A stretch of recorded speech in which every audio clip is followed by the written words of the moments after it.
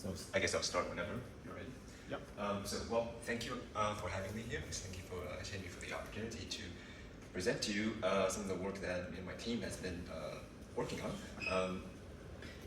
Next week I'll give a more general colloquium for the astronomy colloquium, but today, since it's an exoplanet meeting, I decided I could go a little bit more specific and talk about instabilities in protoplanetary disks, which is a topic that me and my group has been interested in for a while.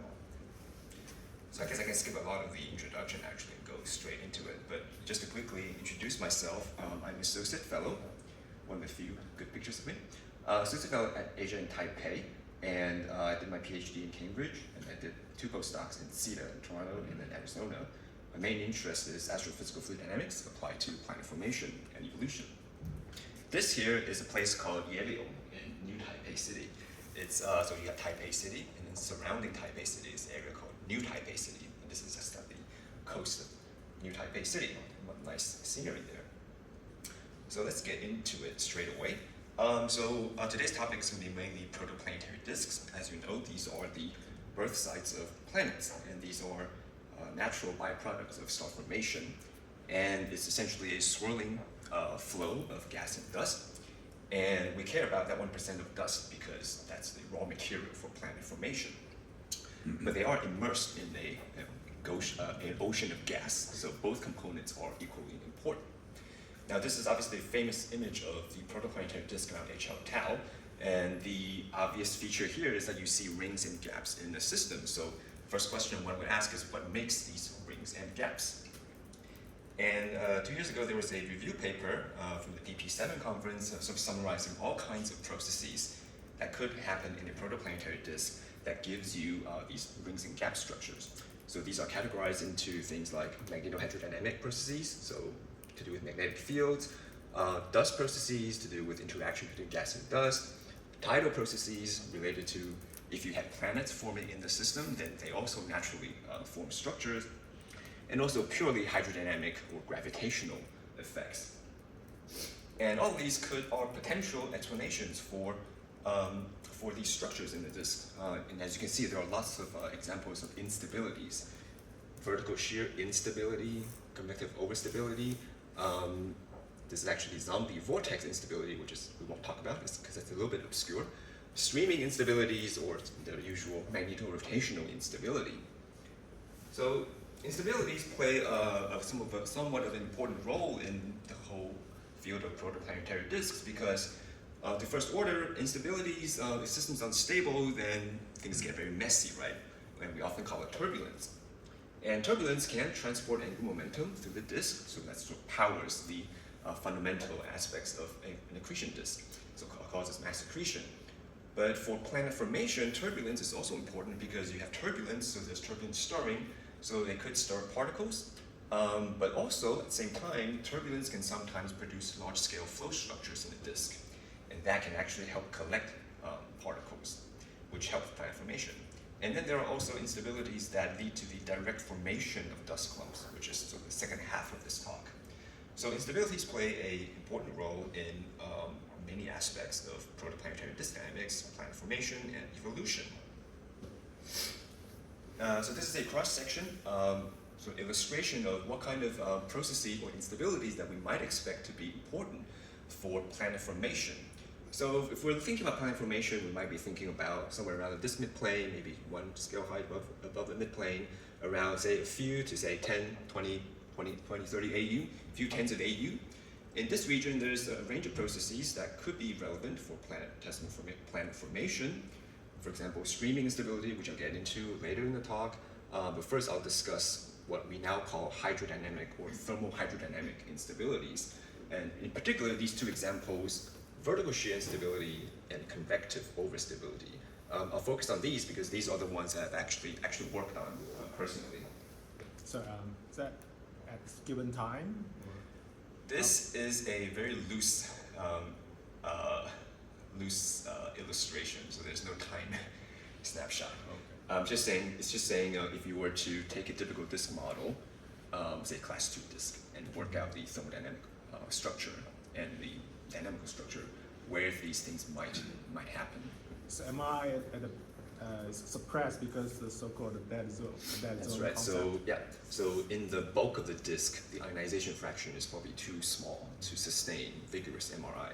Although magnetic fields, as we will see, are still important.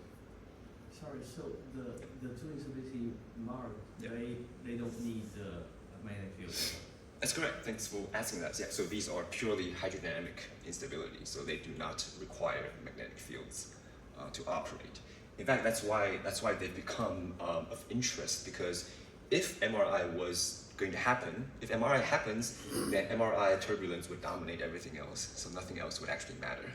So it's because MRI does not happen that gives these instabilities a chance to develop and maybe Is there a become. particular scale related to these instabilities? These are typically on these are local instabilities, so they operate on, say, sub-H scale. So if you take the disk scale height as your unit, they typically happen at some fraction of H. So just a quick word on how we, general approach to modeling hydrodynamic or fluid instabilities. We typically would start with writing down, deciding what the essential physics are for your problem. You write down the basic equations. You might involve, most certainly would involve gas, sometimes dust. If you want to do magnetic fields, include that too. And very importantly, you need to define equilibrium from these governing equations. This step is sometimes not treated as importantly as it should be. But it's important to define equilibrium, because then you can measure perturbations relative to that. And then once you have an equilibrium, you can perturb your fluid equations and then go through what we call a linearization process, and you simplify the governing equations, which could be nonlinear to linearized problem, which in the simplest case could give you an algebraic problem. In the more complicated situations, you might end up with ordinary differential equations, and if you really have the time, you might end up with some partial differential equations as well. But the point here is, at this step, is to perturb the equations and solve them, and to obtain growth rates to find out how fast these instabilities might grow. That gives you some basic understanding of the physical properties of the instability. And then, ideally, you would then move on to numerical simulations with your favorite hydrodynamic code. So let me start off with, this is something called the vertical shear instability. Now, this instability turns out to be rather generic, because a disk typically will have a temperature profile, right? Hot on the inside, cold on the outside. And it turns out that this radial temperature profile will generate a vertical gradient in the rotational frequency of the disk. So there's vertical shear. So the disk is, to a good approximation, Keplerian. But if you want to look at higher order corrections, then indeed, omega, the angular speed around the star, actually does depend on height. So the midplane actually rotates differently from the surface. So there's a vertical shear in the system. And in these kind of fluid dynamical problems, whenever you have differential rotation of differential velocities, that is a sign of free energy, sort of tap free energy. Because the lowest energy state is solid body rotation. So if you have any differential rotation, that signifies there could be some free energy there to be tapped through some kind of instability mechanism. And this is exactly what the VSI is doing. It's extracting energy from this vertical shear profile. But in addition, there's a thermodynamic requirement, and that is the disk has to have a relatively short thermal time scale. And that is because this instability typically involves vertical motions, and vertical motions are typically suppressed by buoyancy forces in the disk. And in order to eliminate the stabilizing effect of buoyancy forces, you need the thermal time scale to be relatively short to mitigate that.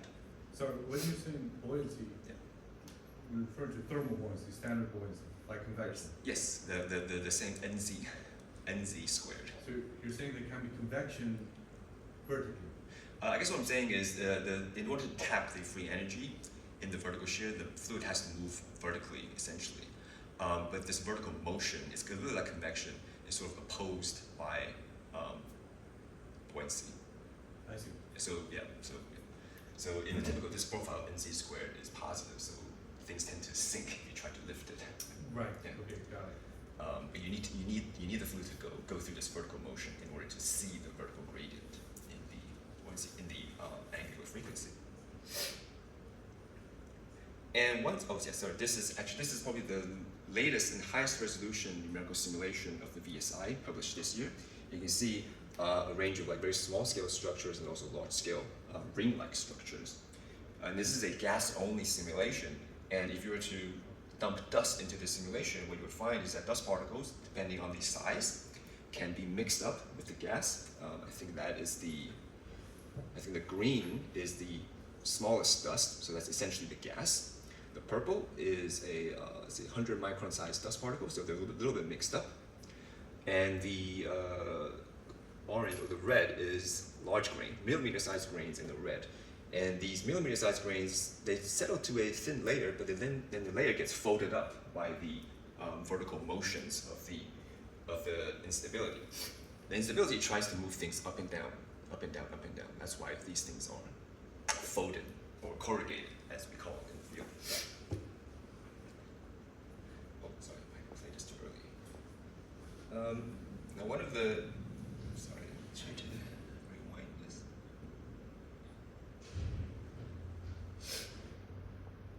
Okay, I guess it'll play by itself. One of the new results we obtained recently was to look at how the impact of dust on the gas actually affects this instability.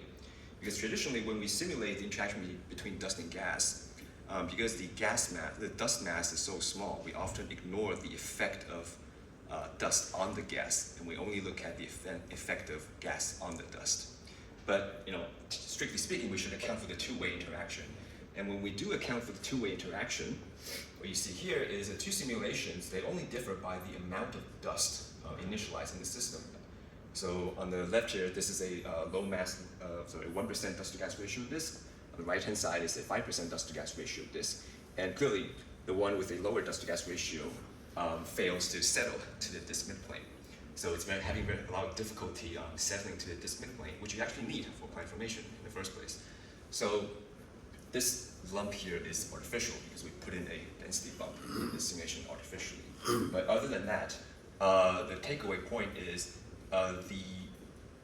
although the instability tries to stir up the dust particles, if you put enough dust particles in the system from the beginning, or if you remove enough gas from the beginning, then the particles can settle, even though the gas is actually turbulent. And this is entirely due to the influence of dust on the gas motions. It actually tries to suppress the instability a little bit. Sorry, is the mass of the two disks the same? Sorry? So, because you increase the mass of the dust, Yeah. the one on the right. Yeah. Is the total mass of the whole system, is it the same? Or is the one on the right heavier? The one on the right would be heavier by the dust, the gas mass. So if you were to not have dust, but just increase the mass of the gas so that it's exactly the same as the one on the right, would the results be the same? I expect it to be the same, although these simulations are not self-gravitating, so the gas mass is essentially negligible compared to a star mass, for example. So as far as the instability mechanism is concerned, I expect also no difference because instability has nothing to do with the absolute mass of the gas. Right, so you're saying that it's not the mass of the system that matters, but specifically the mass of the dust. That's two gas ratio, yeah. It's Sure, actually okay. the ratio between the two. Okay, It's got the main parameter. That's right. So This point 0.01 is like the volume ratio, right? Total. Locally, you got quite high ratio. Yeah, total. This is the total, and obviously, if it settles, then that number will. So you increase. let it settle for some time and do the simulation, or you well mix at the first. It's well mixed at the first. Yeah, I guess Okay. the movie played too fast, but Okay. initially it is. Oh, I see. Yeah, initially it does try to settle, but instability kicks in relatively quickly and then stirs the particles back up into the atmosphere. But as I said, if you put in enough dust in the beginning, then you can overcome this turbulent stirring effect. I wonder what is the typical constraint from observations from ARMA or the dust gas ratio? Good question. I don't think that's very well constrained, actually. But I think these are probably reasonable numbers. So a 1% disk might be what you call a minimum mass solar nebula disk. So it's the amount of minimum mass you need to make the solar system. And a few times larger than that is probably not inconceivable. I think it's within reason. So Sorry, what is the Stokes number of this simulation? This is probably 10 to the minus 2 or 10 to the minus 3. Yeah.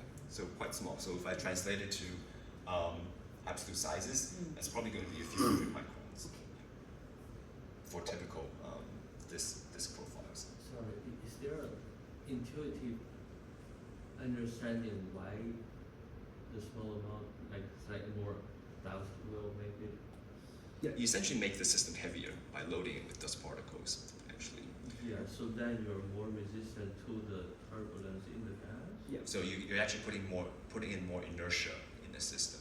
So when you put in dust particles, you're just putting in lumps of solids in them, and you're sort of weighing down the gas, right? So the gas wants to undergo this instability type of motion, but then you're throwing in dust and you're tying in dust particles to it, so it's now heavier. So it's more difficult for the instability to move things around. Yeah, that's the easiest way. Also, it seems there's some like quasi-periodic pattern there. Yeah, this thing. Yeah, so I wonder what's the period? Is it something similar to the scale height of the gas? Yeah. So this Yeah. period here. Yeah. Yeah, this is probably on the order of h, probably the local scale height, or maybe a little bit smaller, because that's the typical radial wave number or wavelength of the instability. So some fraction of h. You know? Of course, this is well into the nonlinear regime. So the applicability of linear theory is unclear. But yeah, probably some h. Now these I think are 2D simulations, and if we were to do things in full 3D, which Marius has done, this is done with the Fargo code, we can only do it in 3D actually, only because we ran these on GPUs. And in 3D, something interesting happens. It turns out that in 3D, if I start with a low mass disk, like low dust mass disk, I end up with vortex formation. So I see these small lumps of vortices. But as I increase the amount of dust in the system, what we found is that it's more difficult to find. It's more difficult for vortices, these non-axisymmetric structures to form. And in the highest mass disk, we only end up with a dust ring. So that means the amount of dust in the system, which is sometimes difficult to measure observationally, might be reflected in the global morphology of the disk. There's a qualitative change in how the disk looks like as you go from a low mass disk, where you see these small lumps, as you go to the higher mass disk, where you see ring-like features.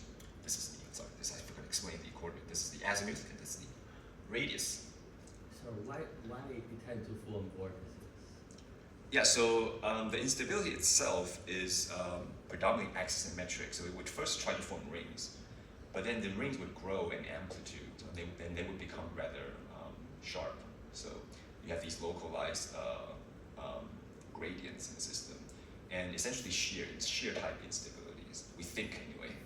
We think these are related to probably Kelvin-Helmholtz type instabilities on top of the original BSI.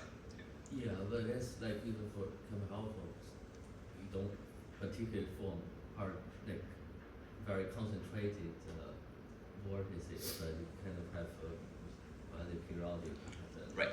So so the color here is the dust, and it turns out the dust is quite sensitive to the gas structure. So even though the vortex and the gas might be rather weak, but the dust can be quite sensitive to even small fluctuations. Okay. Yeah, So I was just trying to understand what's causing it to concentrate, like causing the dust to concentrate. Oh yeah. Oh, so the concentration part is just due to the friction between gas and dust. Yeah. Oh. So that tends to drive dust particles to these pressure maxima.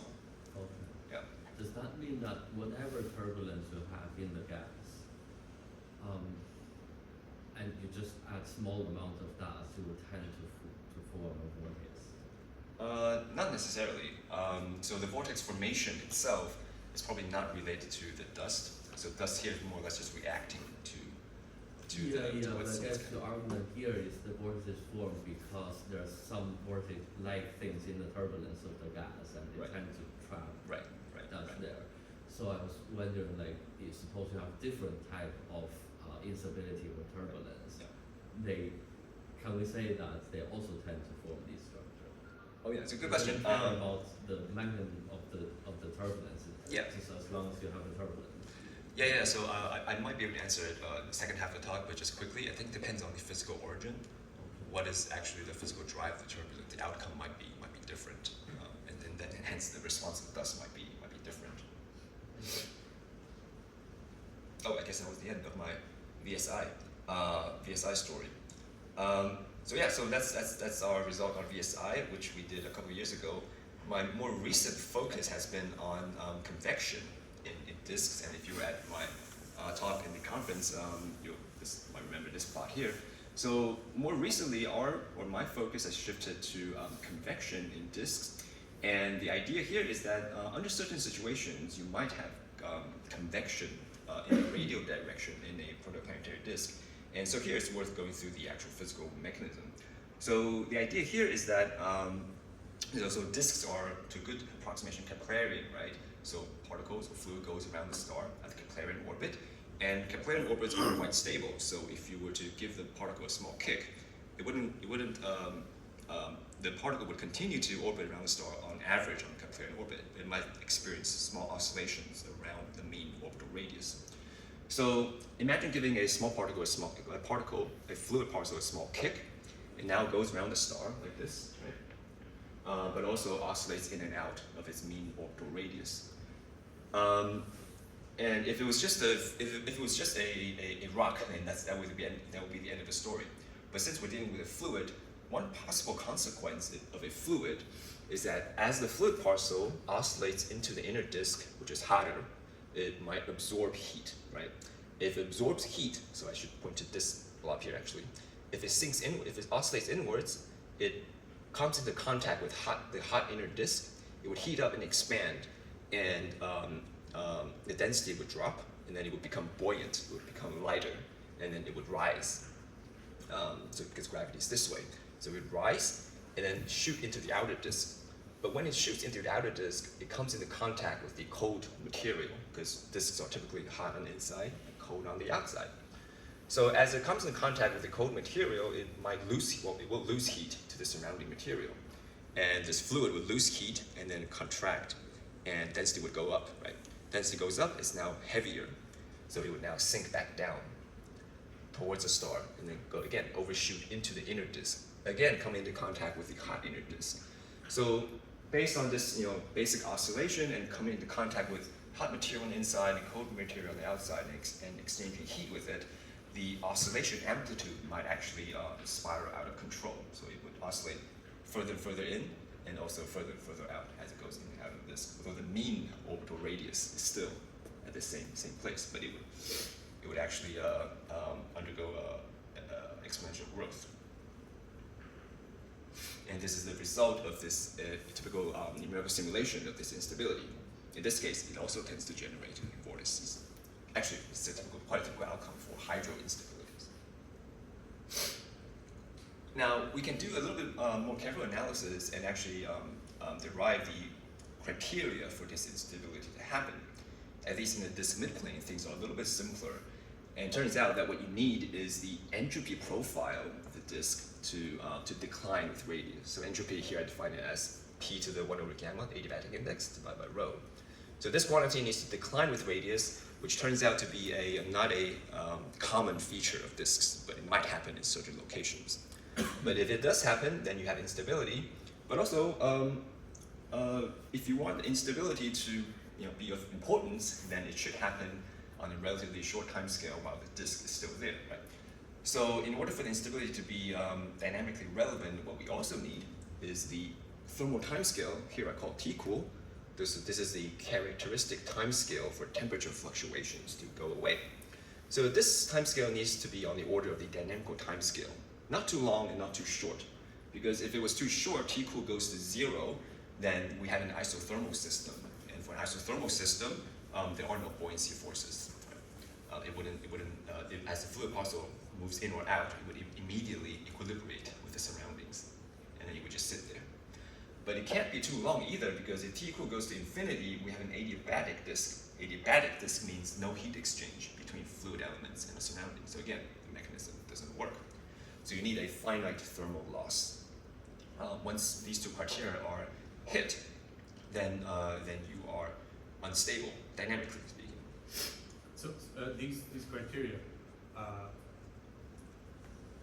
are these based on numerical simulations, or are they just rough qualitative prescriptions?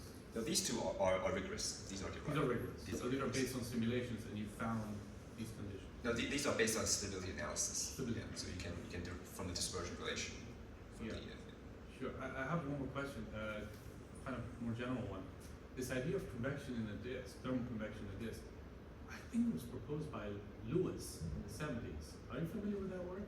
Because I remember he would argue vigorously with other people, saying that it was all convection, and you would end up getting this adiabatic temperature profile. yeah, so I think in that context, people were discussing convection in the vertical direction. So at the disk midplane, so perpendicular to the disk midplane. So motions in that direction. No, Lewis. I think Lewis was talking about the same thing, that the inner part of the disk is hot, the outer one is cold, and that drives Oh, okay. really I would, convection. yeah, I'm not familiar with that word, so I would have to see Well, what. sure, what I exactly can what- send it to you, yeah. Sure, yeah. Yeah, I think that would be cool. Okay, so we have these two criteria. Now, normally in talks, I discourage people from showing equations, but since this is a specialized talk, I decided I can show it. And there's a point I want to make here is that in our team's work, we often use, we often study the same physical system using different codes or different formulations of the same problem. So for example, we have a couple of different codes and formulations for this convection problem. So we've been working with full cylindrical disk models. So these are the cylindrical fluid equations. But we've also been working with local incompressible shearing box simulations. So all written here. And most recently, we've been trying to sort of combine the features of these two into what we call locally global simulations, which is really just a modified form of the shearing box. So my point here is I think it's important in these kind of problems to verify your results against different codes and perhaps different formulations of the same problem, different mathematical formulations, because they often have different advantages and disadvantages. Now, because the equations are different depending on the formulation we are looking at, we would end up with using different codes for these problems. So my team uses Fargo 3D quite a lot. This is a finite difference code. It runs on CPUs and GPUs, but only NVIDIA cards. For the local incompressible simulations, I run it on using the Daedalus code, and it's a CPU code. And more recently, I've picked up a new code developed by a French team called EDAFIX, and algorithmically it's a sort of standard Hydro code, but its main attraction to me was it can run on CPUs and GPUs, and also for GPUs, it's not picky. You can run it on NVIDIA cards or AMD cards, and since we recently bought some AMD cards, we found that to be quite useful. So we choose different codes depending on the problem at hand. So here's an example where we try to do a code comparison of this convective instability. Here I'm plotting the radial velocity perturbation as a function of time for two formulations of the problem, a compressible simulation with the EDAFIX code and Boussinesq or incompressible simulation with the Daedalus code. And these two runs behave rather similarly, which is encouraging. It means that we've probably set up the code. These are probably trustworthy since they agree to a good extent. Sir, what exactly you mean by the locally global? Yeah. It's less fancy than it sounds, but it's really just because the instability physically is physically driven by some kind of global gradient in the system, right? Yeah. So if we want to model it properly, Oh. ideally we should try to do the whole disk, right, the global disk. But if we do that, then the cost is resolution. We cannot go to very high resolutions, right? So the idea here was we want to do some local simulation, so we get high resolution. But how do we incorporate this global gradient effect in a local approach? And so we designed some initial and boundary conditions for the local approach to try to mimic the global effects in a sort of somewhat self-consistent way. Yeah. So kind of we inherit the boundary condition from the large global simulation for the small simulations? Yeah, so I guess what I mean is in the local approach, we often would just apply periodic boundaries at the boundaries. But here, because we're trying to mimic a global gradient, we cannot apply periodicity. We have to apply something else, maybe a wall or zero heat flux or something not periodic. Yeah. So it's mainly to do with modifying the initial and boundary conditions from a standard shearing box. In this equation, what the E represents? Internal energy. Oh, okay. Internal energy. Okay, so we verified that our code, at least these two setups, appear consistent. Now, so what happens to the dust then? That's again our primary interest, right? Because we're talking about planet formation. So is this instability going to help with planetesimal formation? Let me play this movie. So this is a local, it's a shearing box Boost-Net simulation, and what we're going to be looking at here is the evolution of the dust density function of time. And let me just play it. The gas in the background is undergoing convection, this convective instability.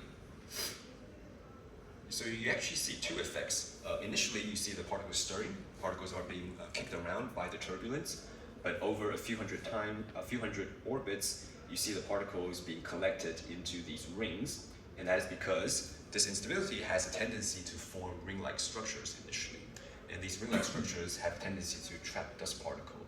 But the newer thing, what we found here is that this trapping mechanism is somewhat inefficient because these rings are not very steady. So they come and go, and they themselves undergo oscillations. So at the end of the day, the amount of dust I can concentrate in these structures is somewhat limited and not really useful, actually. The y-axis is vertical direction? Yeah, this is the vertical direction, that's the radial direction. We're cutting out a small section in the disk. Okay. To And monitor. here, the vertical direction you use periodic? Vertical is periodic. Yeah. And this is a 3D simulation? This is what we call 2.5D. It's axisymmetric. So XYZ, but Y symmetric. Yeah, this is the fully local simulation, I should say. It's not the locally global. It's the fully local simulation. Here are a couple of additional plots, additional simulations where I try to measure the efficiency of dust concentration. So I want to see how much can the instability concentrate dust particles from its initial value. So it's normalized to 1 here. And so long story short, we found that it's actually quite inefficient. I might get a concentration maybe 10, 20, or a few tens. But if I want to get planetesimal formation, I probably need to get this number up to, say, 10 to the 4 or something. So it's not very efficient. And it turns out that if I make the disk dustier, it's more difficult to concentrate the dust. If I account for the fact that particles tend to drift to the star, that also makes it more difficult to trap the particles in these ring structures. But those were axisymmetric simulations. We can also go to 3D, which helps a little bit actually, because in 3D, so these are 3D simulations, 3D cylindrical disk simulations. In 3D, in this case, we also get vortex formation. So these vortices can now trap particles in two directions, both in the radial direction, and also the azimuthal direction, which was suppressed in the axisymmetric ones. But it turns out, so I can get probably an order of magnitude improvement in the dust concentration, but still nowhere near enough for direct planetesimal formation. This is a cut through this vortex here.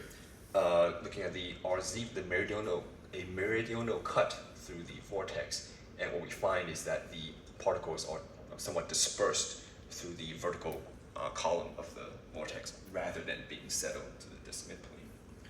Now we want to gather particles ultimately because we know that if you have a high concentration of dust, then there's a potential for that dust clump to collapse into planetesimal. So that's the whole point of this exercise. Is we want to find ways to collect dust particles, to concentrate them, because a mixture of gas and dust is generally actually unstable.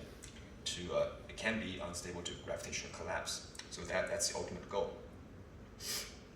So we want to make high concentration of dust to make them unstable.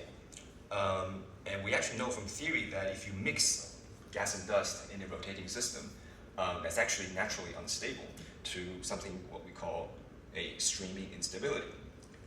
So this is not my simulation, but this is a simulation of a small patch of a protoplanetary disk, a mixture of gas and dust, and just evolved freely. And what you find is that this mixture becomes unstable. First to filament formation, you see the formation of initial filaments, and then they break down into these bright spots. These are actual planetesimals. So it turns out that whenever you have a mixture of gas and dust, they can be unstable to something called the streaming instability, and ultimately give you planetesimals. And but actually, the physical mechanism of this streaming instability has not been very well understood until, I would say, last year. So it was discovered in around 2005, but I think only in last year someone actually put out a rigorous explanation. In the early days, the simple view was that in a dusty system, what can happen is you might have fluctuations, say in the gas. There might be a small pressure fluctuations in the system, let's say a small pressure bump. And pressure bumps actually have a tendency to trap dust particles due to drag forces. So imagine a pressure bump appears randomly, and then the particles start to get collected into the pressure bump. So you have a higher density particles in the pressure bump. But what might happen is because you have this two-way drag between dust and gas, gas affects the dust, but dust also affects the gas. So as the dust particles get trapped into the pressure bump, it might bring along with it more gas to the original location and enhance the pressure bump, and the process would run away. Now this is, I still find this is probably not a rigorously correct view of the mechanism, but I still find it a useful first picture. Look at the problem. The fact that pressure bumps tend to collect particles, and this particle collection process tend to drag even more gas into the system, into that location, and therefore reinforces the mechanism. Much more recent development, theoretically, is to view this instability as what people now call resonant drag instability. And it's a little technical, even for me, but the general idea is that you consider a mixture of gas and dust, and the idea is that the gas itself, by itself, would support some waves in the system, right? There are sound waves, or gravity waves, whatever waves you want to imagine, or MHD waves, for example. But once you consider dust, there's another, dust tends to drift through these systems, right? So there's now two velocities you can imagine for the system. One is the wave speed for whatever wave you're imagining, and also the drift speed of the dust through the system. It turns out that a resonant condition can be met when the wave speed of whatever gas wave you have in the system matches your drift speed, which turns out is easily achieved. So there's some sort of resonant condition that can be met between the wave in the gas and the dust motion in the gas. Once these two hit, then you have resonance, and there's a potential for instability. In the specific case of streaming instability that people talk about, the waves the waves are what we call inertial waves. So these are waves in rotating fluids, rotating flows that is restored by rotation, essentially.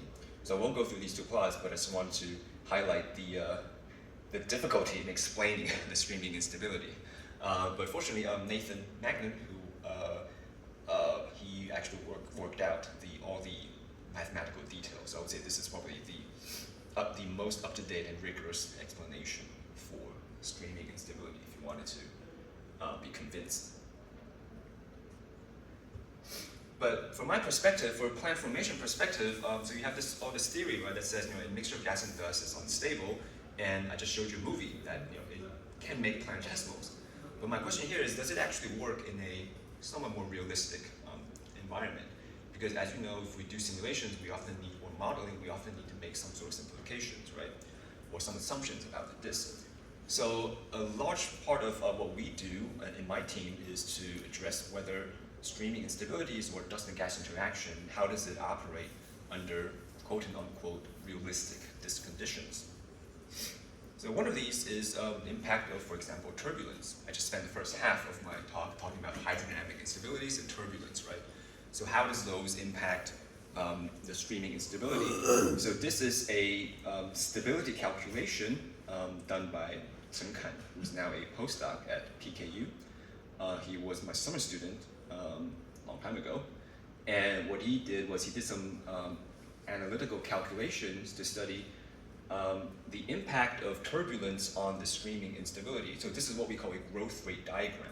I have two parameters here. One, the Stokes number of the particles that's under consideration, and also my alpha disk parameter. So this is a parameterization of the turbulence in my model. So red is fast, so rapid instability, blue is slow.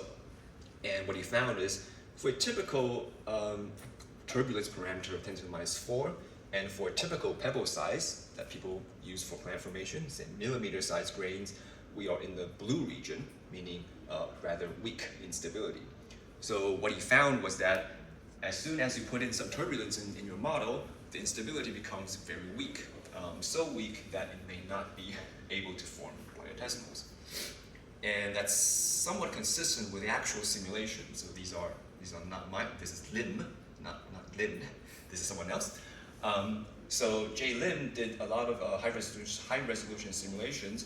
In this series, what he did was he simulated the streaming instability with some turbulence put in by hand. But these are numerical simulations, not analytical calculations.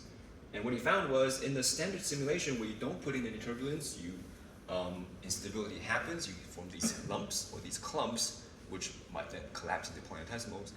But as soon as you put in some turbulence, as soon as you drive your system to be unstable, to be turbulent, this dust layer gets dispersed and you no longer have any clump formation.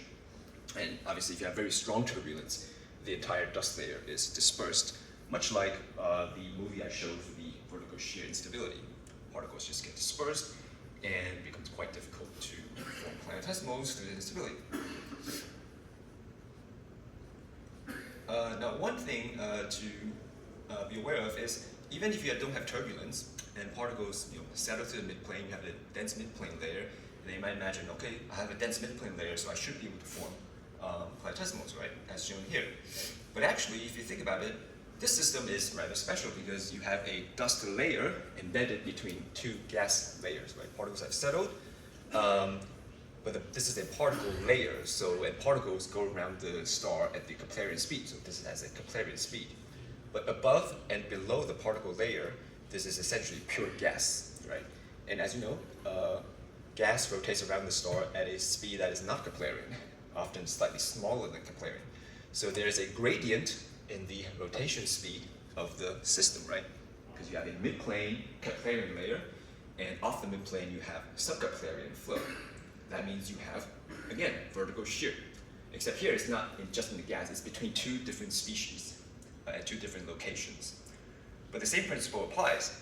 There's vertical shear, there's differential rotation between two layers. Is this system going to remain stable and settled, which you need for planetesimal formation? Turns out that you can do a very technical stability calculation to show that these dust layers are actually quite unstable. So you can analyze the stability of these dust layers by solving a ODE eigenvalue problem, which is quite difficult, I have to say. I had to actually go to the applied math department to ask for help for this problem. But anyway, so there's this instability that what we call vertically shearing streaming instability that happens on extremely small scales, so possibly missed by simulations, but they do grow very rapidly. Now it turns out that a long time ago, someone published, well not published actually, this is still unpublished, Ishizu et al. Did some simulations of this system, a dust layer by itself, and he showed that the dust layer actually undergoes this instability, but the result of this instability is the dissolution or the disruption of the dust layer. So the dust layer just gets puffed, gets disrupted. So another bad news for planet formation, I guess. So I've described two additional effects, turbulence and vertical structure, both of which seem to be discouraging for planetesimal formation. Sorry. Yeah. Sorry, could you please go to the last slide? So could you please explain this figure so I'm quite Oh, right, okay, yes, yeah, sorry, I didn't actually explain this one. So this is a plot, so we do a stability calculation, and this is I think this is the dust density perturbation in the RZ plane, or the XZ plane. It's a meridional cut through the disk. So the color is the dust perturbation, and the arrows I think are velocity streamlines. So it's just to show the spatial structure of the instability. So these should be regarded as disturbances on top of a stable disk. So the X label means what? Sorry, which label? X label. Oh, this is just the location. Yeah, So X label is the radial direction, right? that's right. That's right. So we take a small section of the disk, so yeah, this is the radial direction. So we actually can see we are thinking about very small scales actually. You know, maybe 0.5% of scale height. The physics of this slide and the next slide is that there are some turbulence disturbs the distribution of dust. Yeah, that's right. So what we think is happening is this is your equilibrium disk, and just above and just below the midplane you have this instability happening. That's what these wiggles are. When you evolve it even further, it turns out that it disrupts the entire dust layer. It's one of the situations where someone did the simulations first, and then the theory was worked out afterwards. So I've introduced two additional effects because I wanted to understand what happens to streaming instability in a real disk.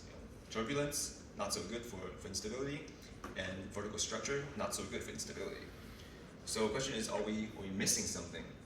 Now, if you've been to any astronomy talk, you will know that whenever we can't explain something in astronomy, somebody in the audience will always ask, well, what about magnetic fields, right? Standard question from the audience. So let me just address that now. So we haven't really talked about magnetic fields, but actually B fields are highly important in protoplanetary disk dynamics. And they are most important really for driving the global disk evolution. So from MHD simulation, including those from Xuening Bai, who does these like sophisticated calculations of protoplanetary disks, what they often find is that the magnetic field can drive two things. They primarily drive disk winds from the surface of the disk, and those drive accretion from the surface.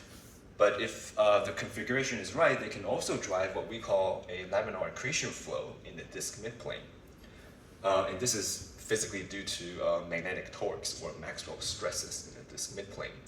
So there's simply a set of models where they produce this accretion flow in the midplane. But if you think about it, protoplanetary disks are accretion disks, right? So any model of protoplanetary disk should probably feature some sort of accretion flow in the system. So that sort of motivated us to pose a very simple question, which is, well, what happens when I have an accretion disk, which is accreting to the star as it should, and I put particles in it? How do particles interact with an accreting flow? We think that was a somewhat basic question one can ask, right? So this led to a series of papers and simulations looking at exactly what happens when you have a gas that is accreting onto the star, but then you throw in particles, throw in dust. And what we discovered, or what my former assistant discovered, is a instability that's related to this interaction between dust particles and a accretion flow. And these are just a couple of simulations differing by the dust to gas ratio initially. And what we find is that this instability tends to drive the formation of filaments. And in this case, even though the figures look very messy, if you look at the numbers here, the dust to gas ratio does actually hit 100. So in this case, this is a situation where the dust concentration effect in these filaments actually outweigh the internal stirring or turbulent effect. So overall, we get a gain of increased dust to gas ratios.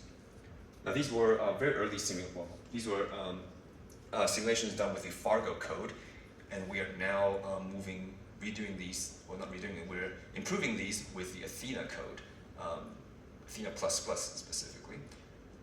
Because in the early simulation, we did not include the vertical gravity from the star as a simplification, but we are now including that with the Athena++. And this is ongoing. We'll see what happens. I don't have results yet, but this is a test calculation. Oh, I should say. So as I said, we're modeling the interaction between dust and accreting flow, and the accretion itself is driven by magnetic fields, but we actually don't include the B field in the simulation. We include the effect of the B field on the gas. There's a forcing term. But actually these are hydrodynamic simulations. But I have been more recently thinking about what happens within live magnetic field, right? What happens when you actually evolve the B field along with your gas and dust equations. Now there are at least two roles of dust in these kind of problems. One is for small grains, very small grains. These control the chemistry of the system.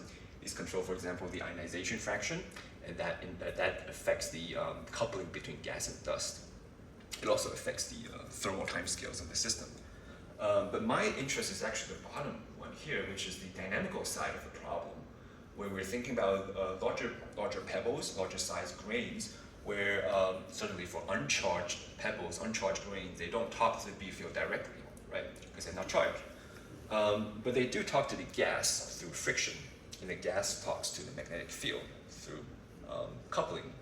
So there's an indirect connection between larger grains and magnetic fields through the drag force between pebbles and gas. So this is what we've been doing more recently. It started out with a project with Wing Hao, who is a postdoc at the Shanghai Observatory, when he was a summer student with me in Asia A, and he was looking at interaction between dust and a magnetized disk. And this is a linear calculation. So again, looking at the stability of the system, a comparison between a very standard unmagnetized calculation, where you have what we call the classical streaming instability, and well, it is what it is. But when you turn it on the magnetic field, he discovers that the system becomes much more unstable through a different sort of magnetic instability. So just by turning on the B field, something I would say qualitatively different happens. And we've also done some very early simulations, preliminary simulations, here with the Daedalus code of this problem, and the nonlinear outcome here also differs. For the unmagnetized problem, I have these gentle fluctuations in the dust-to-gas ratio. The initial value is 0.2, but the final value is not far from 0.2. Right? It's only very small fluctuations, very gentle, large-scale fluctuations. But when I turn on the magnetic field, what happens is the disturbances get much more localized. They're a little bit larger, but we also create these very deep voids, essentially zero-density voids or vacuums in the system. But as I said, these were actually preliminary simulations, and there were some limitations to the code we used in Daedalus that sort of prevented us from pushing the simulations very far into the nonlinear regime. And that's something we are trying to improve in future work. So if any of these topics interest you, you're welcome to talk to me. I'll be here for a couple more weeks. But the directions which I want to push in include things like studying dust interacting with a magnetized flow, focusing on the dynamical side of the problem, possibly interaction with dust and gas and distorted disks. I've mostly been talking about very well-behaved, circular disks, planar circular disks around a single star. But in reality, as you know, most stars come in binaries or more. Disks might be more distorted. They might be warped or eccentric. So how does planet formation happen in those systems? And my models have mostly been treating instabilities in isolation. So when I look at the VSI, I look at models that only have VSI. And when I look at convection, I look at models that only have convection. But in reality, there might be some overlap between these two. So how to simultaneously model these things. On the technical side, the stuff that I do include things like stability calculations, which can involve, in a simpler case, algebraic problems, but in a more general case, perhaps some sort of global eigenvalue problems, and these can become rather technical. But if you're into technical problems, then I'm also very welcoming. You're very welcome to talk to me. Ultimately, numerical simulations are indispensable. And in my team, we use whatever code that suits the problem. So at the right moment, we use Athena, Daedalus, Fargo, more recently IDE Fix. So if you're an avid code user, you're also welcome to talk to me. So only 2 takeaway points here in this talk. There are many instabilities in protoplanetary disk dynamics, and the result of these instabilities can be turbulence or structure formation. And these can have opposing implications for planet formation. And also observations, actually. As I said in the very beginning, these can create structures that could become observable. But all these require sort of explicit modeling of these of the instabilities by solving or simulating the fluid equations. Yeah, that's the end. Thank you so much.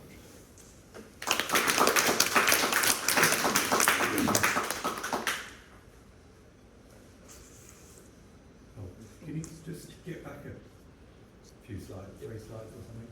Yeah, that one. Yeah. So you turned on the magnetic field, and so you're dealing with electrostatic forces on the dust grains then, and are they spherical dust grains still? Yeah. So these are actually uncharged dust grains. Okay. So the dust are just spherical, so they're not charged. So there's no direct interaction between the dust and the B field. But because the dust or there's a drag force between the dust and the gas is magnetized. Okay. So there's an indirect interaction. But in reality, probably the dust particles are not spherical, and That's right. they will have some electrostatics. That's right. So that would require us to account for Lorentz forces on the dust. But I've not really thought about that too much. So in these holes, what is the B field inside a hole? Is it a big B field in the hole? That's a good question, actually. I don't remember. I don't think I looked at this, to be honest. You mean the magnetic field inside Yeah, does it change these? from inside and outside the hole? Does it vary across the whole boundary? Yeah, that's a good question. I don't know, actually. I have the data, I think. I should have the answer, but I don't know off the top of my head. So the inward drift of dust has always been a big problem.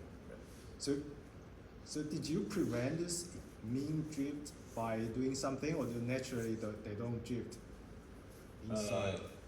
Right. Some of your models. Right. I think if you get to these high dust gas ratios, like 100, then the drift becomes is no longer the problem, no longer a problem, because then you undergo planetesimal formation, right?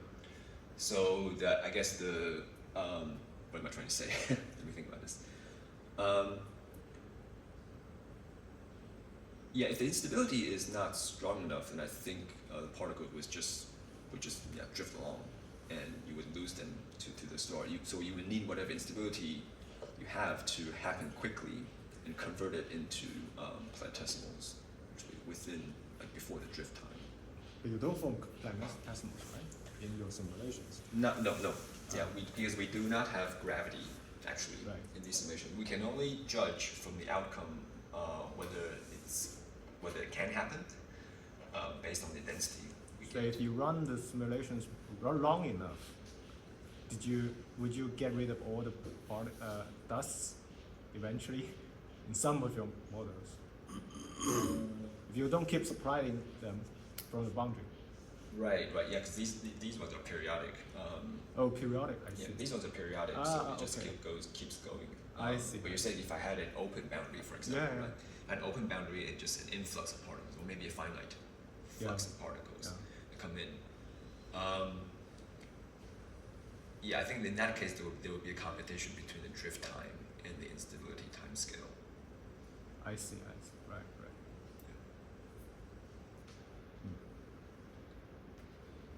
So for the convection or stability case, you said that there are some conditions, and one of the conditions is the cooling timescale. And That's right. I was wondering what determines the cooling timescale in your simulation, or how do you improve it?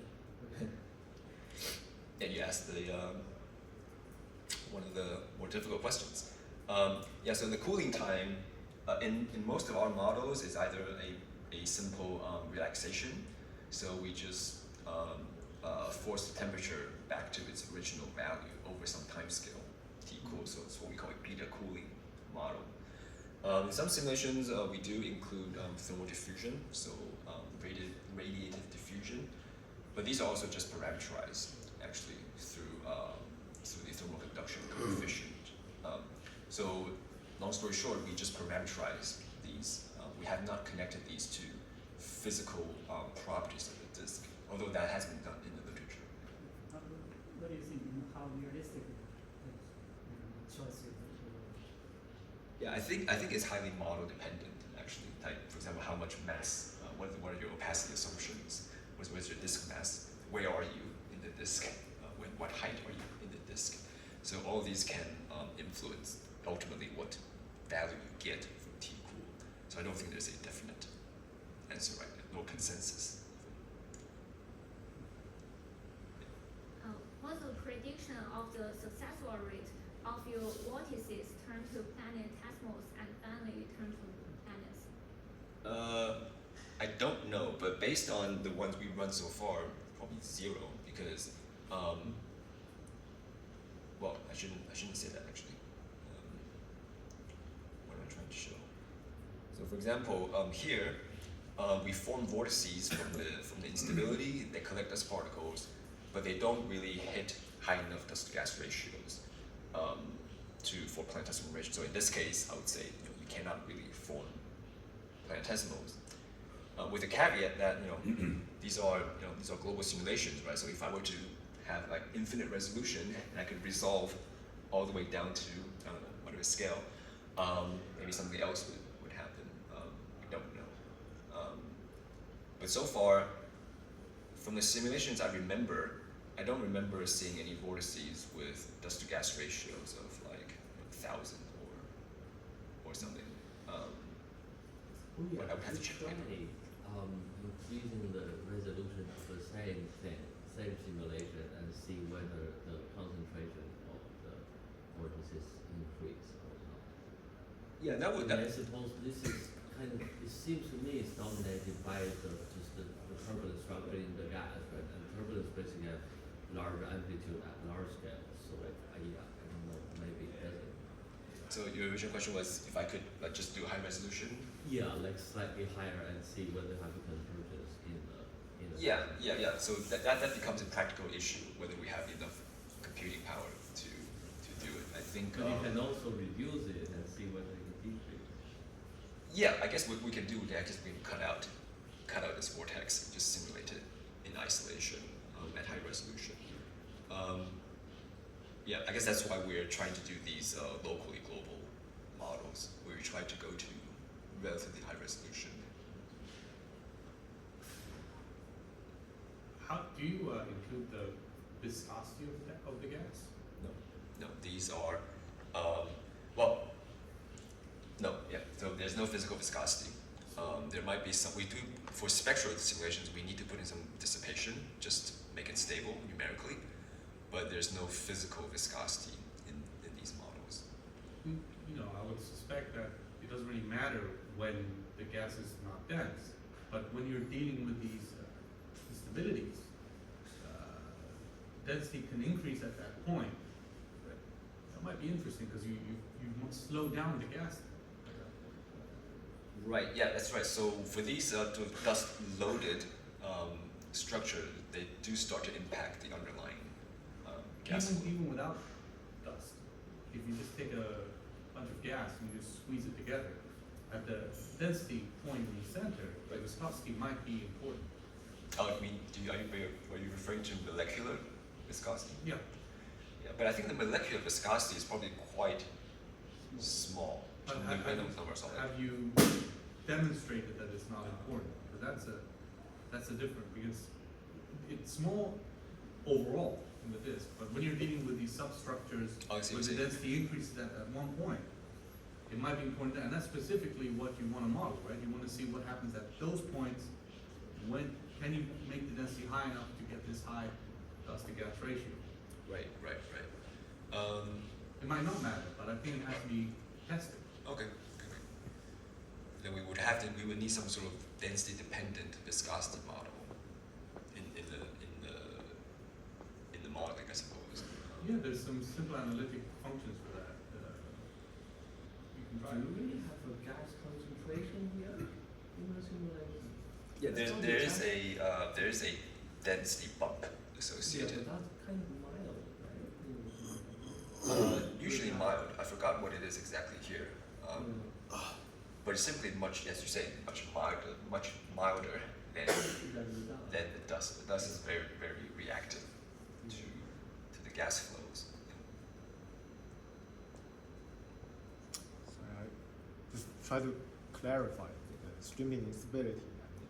So the thing the underlying physical mechanism are basically wave resonances. Now Right. that people clarify that. Yeah.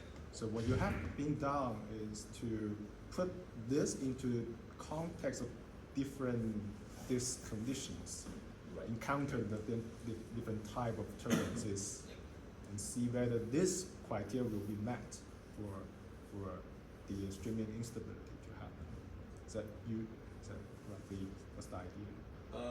Yeah, what I should say is, so you have what we call the traditional sort of classical streaming instability, which is a very simple, well, not simple, but the standard model where you just have dust and gas interacting through friction and rotation, and that's it. And for this very precise system, you have this RDI explanation for instability. Once you start throwing in things like turbulence or magnetic fields, they might modify. Well, magnetic fields, I'm not sure actually. So this one seems to be a generic thing. This is generic. The wave resonances picture. Yeah. Kind of yeah. generic. But when you add in additional physics, the instability you observe is not always still in RDI. For example, in this problem here, so we have this instability associated with dust and accreting flow. And it turns out that fundamentally this instability is not an RDI mechanism, actually. So when we throw in new physics, we can either modify the original picture of the RDI, or